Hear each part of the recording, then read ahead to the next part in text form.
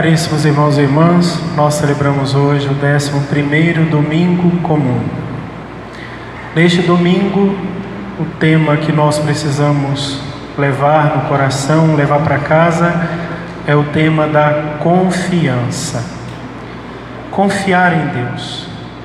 Você confia em Deus de verdade? Você acredita que Ele está cuidando de todas as coisas? Você acredita que todos os fatos que acontecem na sua vida, eles estão sendo monitorados por Deus e Deus sabe exatamente o que está fazendo? E é esta confiança que nós precisamos ter em Deus. Vejam a liturgia de hoje, as leituras. A primeira leitura é do profeta Ezequiel. O profeta Ezequiel, assim como o profeta Isaías, ele era também chamado de o profeta da esperança. Ele escreveu hoje, o primeiro versículo de hoje: assim diz o Senhor Deus: eu mesmo tirarei um galho da copa do cedro, do mais alto dos seus ramos arrancarei um broto e o plantarei sobre um monte alto e elevado. O que é que o profeta está dizendo aqui? Por que ele está dizendo isso? Porque o Senhor fala isso através da boca do profeta. Porque o povo de Deus passava por um momento muito difícil, muito complicado. O profeta Ezequiel, ele nasceu no ano de 620 antes de Cristo. Nasceu numa cidadezinha próxima a Jerusalém. Ele era da tribo de Levi, portanto ele era sacerdote desde o nascimento. Todos os homens que nascessem na tribo de Levi eram sacerdotes. Ele se casou com mais ou menos 14 anos, de 13 para 14 anos, e ficou viúvo quando tinha 23 anos. Além da perda da esposa dele, que foi um baque muito grande, aconteceu uma grande tragédia no povo de Deus daquela época. Um país vizinho, que na época se chamava Babilônia, hoje se chama Iraque, no trono da Babilônia subiu um grande general, um grande homem, estrategista, chamava-se Nabucodonosor. Nabucodonosor começou a dominar todos os povos vizinhos, inclusive o povo de Israel. Todos os vizinhos, desde aquela época até hoje, sempre tiveram os olhos voltados para Israel e para Jerusalém, a cidade santa. Todo mundo queria dominar aquele povo, e até hoje é assim. Nabucodonosor entra no país de Israel e faz uma devastação. Primeiro, ele leva para a Babilônia como escravos as pessoas mais importantes. Toda a tribo de Levi, todos os sacerdotes foram levados, os escribas, toda a corte real, inclusive o rei, foi levado para a Babilônia, e todas as pessoas importantes, artesãos, pessoas que eram mais nobres, deixando somente os pobres na cidade de Jerusalém. Levou todo esse povo para a Babilônia. 10 anos depois, ele fez mais um empreendimento, foi até Jerusalém, levou o resto que tinha do povo para a Babilônia e destruiu a cidade de Jerusalém. Ela ficou apenas em ruínas. O povo estava na Babilônia, já passava-se muito tempo. Eles ficaram 70 anos como escravo na Babilônia. Uma pessoa tinha mais ou menos 40 anos de vida, era a expectativa, mas uma pessoa muito velha morria aos 45 anos. E quando já tinha se passado uma geração, o povo começa a entrar em desespero. Em desespero dizendo: Deus se esqueceu de nós. Deus nos abandonou. Justamente esse povo que, quando chegou na terra de Babilônia, que os guardas pediam que eles cantassem os cantos de Sião. Você pode ler o Salmo 137. O Salmo 137 diz assim: junto aos rios da Babilônia assentávamos e chorávamos com saudade de Sião. No salgueiro por ali pendurávamos nossas harpas, e os guardas nos pediam: cante um canto de Sião. Como posso cantar um canto de Sião em terras estrangeiras, que se colhe ao céu da boca a minha língua, se de ti, Jerusalém, eu me esquecer?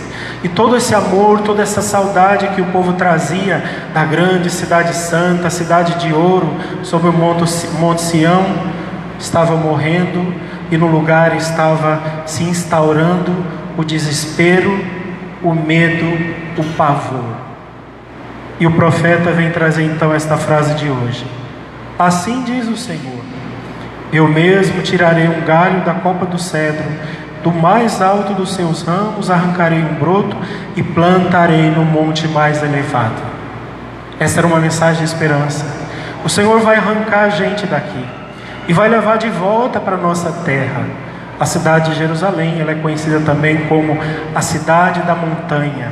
Ela está construída sob o Monte Sião, o monte mais famoso de todo o Oriente, onde ali está a pedra de Moriá, no lugar onde Abraão faria o sacrifício do seu filho Isaque. Então, esta profecia era de volta a esperança renascendo no coração daquele povo. Era o profeta dizendo: olha, confie em Deus, Ele sabe o que está fazendo. Se hoje vocês estão aqui sofrendo como escravos na Babilônia, é porque vocês pagam pelo preço do pecado de vocês. E assim o povo volta à esperança. São Paulo vem nos falar na carta aos Coríntios: irmãos, não fracassem, não percam a fé, não desanimem. Nós estamos passando por toda essa tribulação, por todo esse sofrimento, Na época de São Paulo, na cidade de Coríntio, a perseguição dos pagãos que matavam os cristãos, que perseguiam, toda uma situação tremenda. E São Paulo encorajando os irmãos, dizendo: olha, nós agora somos prisioneiros neste corpo, nesta vida, somos estrangeiros nesta terra. Mas um dia nós estaremos no céu, na casa de Deus, no lugar que não se acaba. Não perca a esperança. E ele vem mais uma vez refazer a confiança do coração do povo cristão na cidade de Corinto. E o Evangelho? O Evangelho é de uma grandeza, de uma beleza, Jesus contando as parábolas. Jesus, ele era apaixonante, impressionante. Ele pegava as coisas simples do dia a dia, a plantação, a semente, as coisas que o povo estava bastante acostumado a lidar, contava parábolas para explicar os mistérios eternos, os mistérios de Deus. E os discípulos queriam saber: Senhor, o que é o reino dos céus? Como é que acontece esse reino? E o Senhor diz: como que eu vou explicar o que é o reino dos céus? Ele diz assim: o reino dos céus é como uma semente que o semeador plantou na terra. O semeador não vê aquela semente crescer. Ela nasce e cresce misteriosamente, silenciosamente. Ela gasta tempo, ela precisa de tempo para se fazer uma árvore. O que é que o Senhor está dizendo com isso? Daqui eu vou já aplicar para a gente. É bem simples isso. O que acontece? O que é o reino de Deus? O reino de Deus é o céu? Não é o céu. Não é o céu porque o céu já está completo, já é a árvore madura, os frutos maduros. O reino dos céus, lá no céu, não está passando por processo. Aqui Jesus está falando de processo. A semente que vai crescendo. Então, se é um processo, é algo que acontece dentro do coração de cada um de nós. O reino de Deus é também a igreja, esse processo que está sendo feito, que está sendo construído pelo Espírito Santo ao longo dos séculos. Ela está sendo processada. Então, às vezes a gente olha para a gente e diz assim: meu Deus, eu acho que eu vou desistir desse negócio de igreja. Todo domingo eu vou lá na missa, todo domingo eu comungo, eu me confesso com frequência, eu rezo sempre, eu luto contra os pecados mortais, eu me esforço o máximo para ser cristão, mas parece que não adianta nada, está tudo aqui dentro, está tudo do mesmo jeito, parece que eu não dei um passo, ou então eu estou patinando no mesmo lugar. E o Senhor hoje diz: não é verdade. O reino de Deus está acontecendo dentro de você, mas ele está crescendo vagarosamente. Por isso tenha paciência. Não acontece de um dia para o outro. O povo, quando saiu do Egito para entrar na terra prometida, passou 40 anos. 40 anos Deus foi purificando aquele povo até chegar e fazer a raça eleita. O povo de Israel, mais uma vez, foi como escravo para a Babilônia, passou 70 anos na Babilônia, sendo transformado de escravos para filhos. O reino de Deus está se fazendo dentro do seu coração, mas você também precisa ter paciência. Não acontece de um dia para o outro. Busque o Senhor, peça o Espírito Santo, clame ao Espírito Santo, lute contra as suas misérias, contra os seus pecados, mas tenha paciência, não acontece no estalar de dedos. Primeira parábola. A segunda parábola, Jesus diz assim: o reino dos céus é como uma semente de mostarda. Ele poderia ter dito, né? O reino de Deus é como um caroço de manga. Um caroço de manga desse tamanhão assim, né? Caroço de mostarda você põe na palma da mão, eles se escondem nesses buraquinhos que você tem na mão. Se você joga na terra, você não acha nunca mais aqueles grãos. O reino dos céus, ele é pequenininho. A igreja de Deus, ela é pequena. Ela é um carocinho de nada. O mundo hoje parece muito mais importante. As pessoas lá fora, a ciência tem a primazia. Não é a ciência que determina as coisas, é a ciência que diz, porque tem que fazer assim, tem que fazer assado. A ciência se acha dona da razão. Ou então a política, não, quem manda é o governante, quem manda é o prefeito, quem manda é o presidente, quem manda é o judiciário. Eles sabem a verdade. Eles não sabem nada, eles são um bando de tontos. Tem uma única pessoa que sabe todas as coisas. É o dono da semente, é o semeador, é aquele que plantou e é aquele que faz nascer. Ele sabe todas as coisas. E Jesus termina dizendo assim: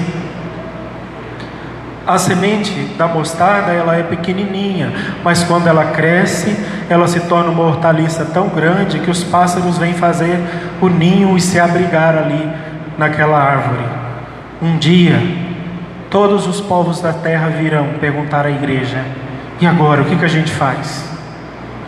Um dia a ciência vai ter que dizer: a igreja tinha razão. Um dia os poderes mundanos, os poderes humanos, eles vão dizer: nós não sabíamos de nada. A verdade estava lá, e era a igreja. Por isso nós precisamos ter paciência. Eu sei que não é fácil. Eu sei que nós temos que enfrentar muitas lutas todos os dias. Quantos dos nossos irmãos hoje sofrem com a perda do marido que foi embora com uma outra pessoa, ou da mulher que foi embora com outro homem? Quantas pessoas, nossas cristãos, sofrem porque tiveram que sepultar os seus filhos? Quantos filhos tiveram que sepultar os seus pais? Quantos corações perderam os seus amores? Quantas pessoas têm que lutar contra as doenças que não têm cura, contra o câncer, contra a AIDS, contra a pandemia que nós vivemos? Quantos de nós já nos encontramos sem forças, cansados e dizemos: meu Deus, quando é que tudo isso vai acabar? Quando é que vai parar? Não se preocupe, Ele sabe quando vai terminar. E um dia Ele vai te pegar no colo e vai dizer: vamos para casa, está tudo bem.